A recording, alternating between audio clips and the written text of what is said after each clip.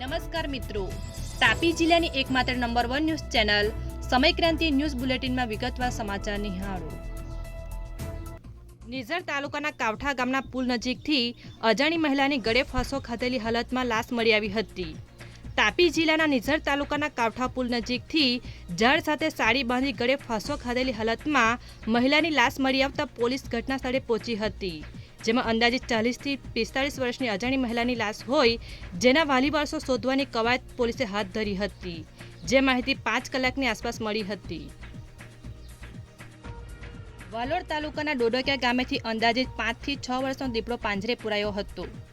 તાપી જિલ્લાના વાલોડ તાલુકાના ડોડકિયા ગામે આવેલ અરુણ ચંદ્રભાઈ ચૌધરીના ખેતરમાં મુકેલ પાંજરામાં દીપડો કેદ થઈ ગયો હતો, જેમાં અંદાજે 5 થી 6 વર્ષનો દીપડો પાંજરામાં કેદ થઈ જતા વન વિભાગ અને એનિમલ ટીમના સભ્યોને જાણ કરવામાં આવતા તાત્કાલિક ઘટના સ્થળે પહોંચી ગયા હતા। ત્યારબાદ દીપડાનો કબજો લઈ ઊંડાના જંગલ વિસ્તારમાં મુક્ત કરવાની તજવીજ હાથ ધરી હતી, જે માહિતી 3.5 કલાકે મળી હતી। વ્યારા નગરપાલિકા ચીફ ઓફિસરને આવેદનપત્ર આપી રજૂઆત કરાઈ હતી। તાપી જિલ્લાના વ્યારા શહેરમાં આવેલ જલવાટિકા ખાતે કોન્ટ્રાક્ટરનું કામ ચાલુ હોય, જે કામ પેટે મજૂરોને આપવામાં આવતી રકમ નહીં ચૂકવવામાં આવતા ચીફ ઓફિસરને આવેદનપત્ર આપી રજૂઆત કરવામાં આવી હતી, જેમાં સંસ્થાના આગેવાનો અને મજૂરો હાજર રહ્યા હતા અને રજૂઆત કરી હતી, જે માહિતી 2 કલાકની આસપાસ આપવામાં આવી હતી। ઉકાઈ સીપીએમ કોલોની ખાતે અન્ય ઘરના તાળા તૂટ્યા, જેમાં ઘર માલિક બહાર હોવાથી કેટલાની ચોરી થઈ, જે બાદમાં બહાર આવશે। તાપી જિલ્લાના ઉકાઈ ખાતેના સીપીએમ કોલોનીમાં બંધ ઘરને અજાણ્યા તસ્કરોએ નિશાન બનાવ્યું હતું, જેમાં ઘર માલિક જાગૃતિબેન ગાંધી બહારગામ હોવાથી કેટલાની ચોરી થઈ છે એ બહાર આવ્યું નથી, જ્યારે હાલ પોલીસે અન્ય ફરિયાદીના આધારે ગુનો દાખલ કરી કાર્યવાહી હાથ ધરી છે, જે માહિતી 5 કલાકે મળી હતી। વ્યારા સંઘર્ષ સમિતિ દ્વારા વ્યારા કેનાલ પર અકસ્માત વધતા પરિવારને વળતર આપવા મુખ્યમંત્રીને રજૂઆત કરાઈ હતી। તાપી જિલ્લાના વ્યારા શહેરમાંથી પસાર થતી કેનાલ નજીક અકસ્માત વધતા અકસ્માતમાં મૃત્યુ પામનારને પરિવારજનોને 10 લાખનું વળતર આપવા માટે રાજ્યના મુખ્યમંત્રીને લેખિતમાં રજૂઆત કરવામાં આવી હતી, જે માહિતી 3 કલાકની આસપાસ મળી હતી। ડોલવણના બેરજીત ગામે આવેલ મેડિકલના માલિકે જાહેરનામાનો અમલ નહીં કરતા પોલીસે ગુનો દાખલ કર્યો। તાપી જિલ્લાના ડોલવણ તાલુકાના બેરજીત ગામે આવેલ સાઈ મેડિકલ નામની દુકાનમાં એસઓજી પોલીસે છાપો માર્યો હતો, જેમાં દુકાનદારે ભાડે આપેલી દુકાનની નોંધ કોઈપણ જગ્યાએ કાયદાકીય નહીં કરવામાં આવતા પોલીસે ભાગીરથ શર્મા સામે ગુનો દાખલ કર્યો હતો, જે બાબતની માહિતી સાંજે 6 કલાકે પ્રાપ્ત થઈ હતી।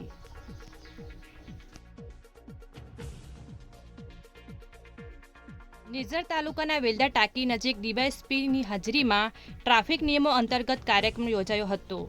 તાપી જિલ્લાના ડીવાયએસપી ઈશ્વર પરમારની હાજરીમાં ટ્રાફિક નિયમ અંતર્ગતનો કાર્યક્રમ યોજાયો હતો, જે અંગે તેમણે માહિતી આપી હતી, જે માહિતી 4 કલાકની આસપાસ આપવામાં આવી હતી।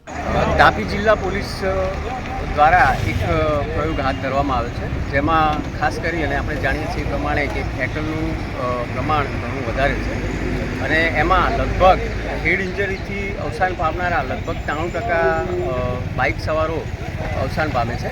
એટલે હેલ્મેટ પહેરે અને હેલ્મેટ અંગે જાગૃતિ વધે એ માટે હેલ્મેટ વગર મુસાફરી કરનારા 2 વ્હીલર વાહકો જે છે એને મફતમાં હેલ્મેટ આપી અને હેલ્મેટના શું ફાયદા છે એ વિશે સમજાવવામાં આવે છે। અને બીજી વસ્તુ કે એમાં જે આવા વ્યક્તિઓ છે એમને સોગંદ પણ લેવડાવવામાં આવે છે કે હવે પછી જ્યારે પણ હું 2 વ્હીલર પર નીકળીશ ત્યારે હેલ્મેટ પહેરીને નીકળીશ।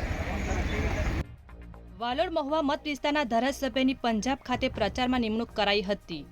તાપી જિલ્લાના વાલોડ મત વિસ્તારના ધારાસભ્ય મોહનભાઈ ઢોલિયાની ગુજરાત પ્રદેશ ભાજપ દ્વારા પંજાબ ખાતે આવેલા ભતિંડા લોકસભા બેઠકમાં આવતી લંબી વિધાનસભા મત વિસ્તારમાં પ્રચારક તરીકે નિમણૂક કરવામાં આવી છે, જે અંગેની માહિતી 4 કલાકની આસપાસ મળી હતી। તાપી જિલ્લામાં આવેલ જનસેવાના ઈ-ધરા કેન્દ્ર સવારે 9 કલાકથી સાંજે 7 કલાક સુધી કાર્યરત રાખવા અંગે અધિક કલેક્ટરે જણાવ્યું હતું।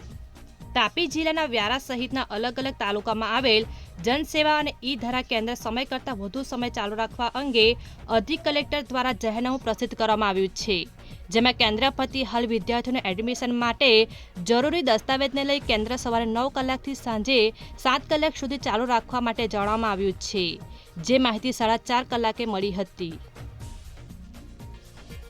સમય ક્રાંતિ ન્યૂઝ ચેનલમાં તાપીના સમાચાર મેળવવા માટે ચેનલને યુટ્યુબમાં જઈ સબસ્ક્રાઇબ અવશ્ય કરી લેશો અને લિંક તમારા મિત્રો પર શેર કરશો અને આવતીકાલે ફરી મળીશું નવા સમાચાર અને અપડેટ સાથે. આભાર.